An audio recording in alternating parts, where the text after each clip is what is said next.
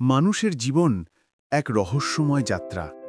কখনো মনে হয় এ পথের প্রতিটি বাঁক ফুলের মতো রঙিন, আবার হঠাৎ করেই সামনে এসে দাঁড়ায় অন্ধকার, ঝড়, কষ্ট ও ভাঙনের দেয়াল। জীবনে এমন কোনো মানুষ নেই যে কষ্টের স্বাদ নেয়নি। কখনো প্রিয়জনের অবহেলা, কখনো অর্থের সংকট, কখনো আবার ব্যর্থতার তীব্র দগ্ধতা। এই সবই আমাদের বারবার মনে করিয়ে দেয় মানুষ জন্মেছে সংগ্রামের জন্য। কিন্তু প্রশ্ন হলো, আমরা কি কষ্টকে কেবল অভিশাপ ভেবে হাহাকার করব, নাকি কষ্টের ভেতর থেকে খুঁজে নেব নতুন শক্তি, নতুন দিশা? উত্তরটি খুঁজে পাওয়া যায় হাজার বছর আগে জন্ম নেওয়া এক অনন্য দর্শনের ভেতর, যার নাম স্টোয়িক দর্শন। এই দর্শন আমাদের শেখায় সুখ, দুঃখ, সাফল্য, ব্যর্থতা, আনন্দ, বেদনা সবই জীবনের অনিবার্য অংশ। কিন্তু এগুলো আমাদের ভাঙতে পারবে কিনা তা নির্ভর করে আমাদের দৃষ্টিভঙ্গির ওপর। স্টোয়িক দার্শনিক এপিক্টেটাস বলেছিলেন, আমাদের কষ্টদায়ক ঘটনাগুলো নয়, বরং আমরা যেভাবে সেগুলো উপলব্ধি করি সেই জিনিসগুলো। এই একটি সত্য মানুষকে মুক্ত করে অসংখ্য মায়াজাল থেকে। জীবনে প্রথম যে জিনিসটি আমাদের শিখতে হবে তা হলো কোন জিনিসগুলো আমাদের নিয়ন্ত্রণে আর কোন জিনিসগুলো আমাদের নিয়ন্ত্রণের বাইরে। আমাদের নিয়ন্ত্রণে আছে আমাদের চরিত্র, আমাদের পরিশ্রম, আমাদের সততা, আমাদের ধৈর্য, আমাদের প্রতিক্রিয়া। আর নিয়ন্ত্রণের বাইরে আছে অন্য মানুষের আচরণ, সমাজের নিয়ম, প্রাকৃতিক দুর্যোগ কিংবা হঠাৎ ঘটে যাওয়া নানা বিপদ। যখন আমরা নিয়ন্ত্রণের বাইরে থাকা জিনিসগুলোকে আঁকড়ে ধরতে চাই, তখনই জন্ম নেয় হতাশা ও হতভম্বতা। কিন্তু আমরা যদি কেবল নিজেদের হাতে থাকা বিষয়গুলোকেই গুরুত্ব দিই, তখন বাইরের কষ্টগুলো আর আমাদের শান্তি কেড়ে নিতে পারে না। একজন বুদ্ধিমান নাবিক জানেন, তিনি সাগরের ঢেউ থামাতে পারবেন না, কিন্তু তিনি নিজের পাল সামঞ্জস্য করতে পারেন। জীবনের ক্ষেত্রেও তাই। ঝড় আসবে, কিন্তু আমাদের কাজ হলো নিজের নৌকাটি শক্তভাবে চালানো। এবার আসি দ্বিতীয় শিক্ষায়। কষ্ট হলো শিক্ষক। আমরা সাধারণত কষ্টকে অভিশাপ মনে করি, অথচ কষ্টই আমাদের সবচেয়ে বড় শিক্ষক। যেমন আগুনে না পুড়লে লোহা ইস্পাতে পরিণত হয় না, তেমনি জীবনে কষ্ট না এলে মানুষও আসল অর্থে দৃঢ় হয়ে ওঠে না। দেখুন ইতিহাসের দিকে। নেলসন ম্যান্ডেলা যদি তার দীর্ঘ কারাবাসকে কেবল দুর্ভাগ্য মনে করতেন, তবে তিনি হয়তো বিশ্বের অন্যতম মহান নেতা হয়ে উঠতেন না।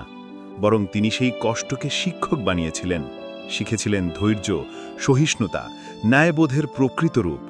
আর সেই শিক্ষা দিয়েছিল মুক্তির আন্দোলনকে এক অদম্য শক্তি। তাহলে আমরাও যখন জীবনে বিপদের মুখোমুখি হব, তখন আমাদের প্রথম প্রশ্ন হবে, এই কষ্ট আমাকে কি শিখাচ্ছে? এই প্রশ্নের উত্তর খুঁজতে খুঁজতেই কষ্টের বিষ আস্তে আস্তে ওষুধে পরিণত হবে। কিন্তু এখানেই শেষ নয়। স্টোয়িক দর্শন আমাদের আরও গভীর এক শিক্ষা দেয়, মানসিক প্রস্তুতি। প্রতিদিন সকালে স্টোয়িকরা নিজেদের মনে করিয়ে দিতেন, আজ হয়তো অপমান আসবে, হয়তো ব্যর্থতা আসবে, হয়তো প্রিয়জনের কাছ থেকে আঘাত আসবে। এতে তারা দুর্বল হতেন না, বরং প্রস্তুত থাকতেন।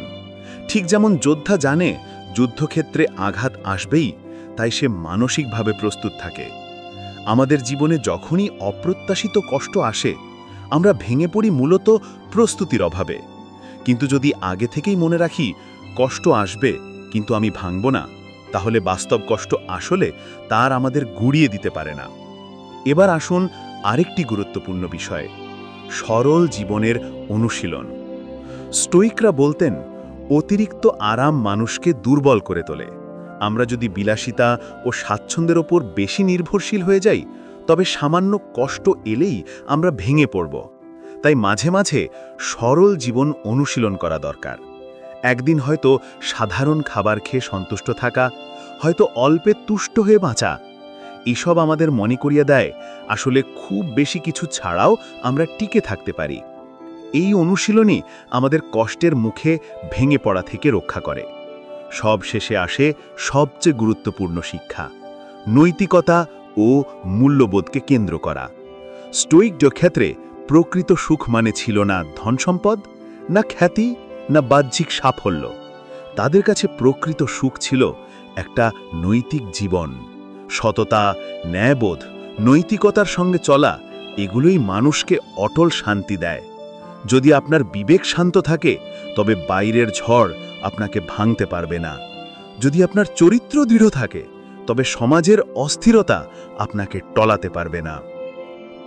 ভাবুন তো, একজন মানুষের সব কিছু হারিয়ে গেলেও যদি সে নৈতিকতায় অটল থাকে, তাহলে আসলে সে কিছুই হারায়নি। কারণ বাইরের সম্পদ ক্ষণস্থায়ী, কিন্তু ভেতরের মূল্যবোধ চিরস্থায়ী। তাহলে দেখা যাচ্ছে, স্টোয়িক দর্শনের এই 5টি শিক্ষা আমাদের জীবনের কষ্ট জয় করার গোপন অস্ত্র। নিয়ন্ত্রণে থাকা ও না থাকা বিষয়ে আলাদা করতে শেখা, কষ্টকে শিক্ষক মনে করা, মানসিকভাবে প্রস্তুত থাকা, সরল জীবনের অনুশীলন এবং নৈতিকতা ও মূল্যবোধকে জীবনের কেন্দ্র বানানো। এই শিক্ষাগুলি যদি আমরা হৃদয়ে ধারণ করি, তাহলে কষ্ট আমাদের শত্রু থাকবে না, বরং কষ্ট আমাদের শক্তি দেবে, সাহস দেবে এবং জীবনের প্রতিটি বাঁককে জয় করার নতুন অনুপ্রেরণা দেবে।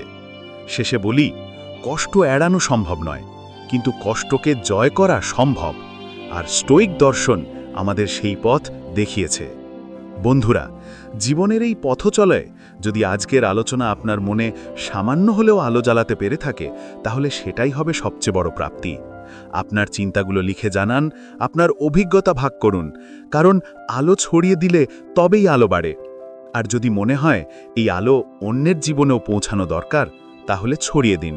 সামনে আরও গভীর ভাবনা ও দার্শনিক আলোচনায় আমরা আবারও মিলিত হব।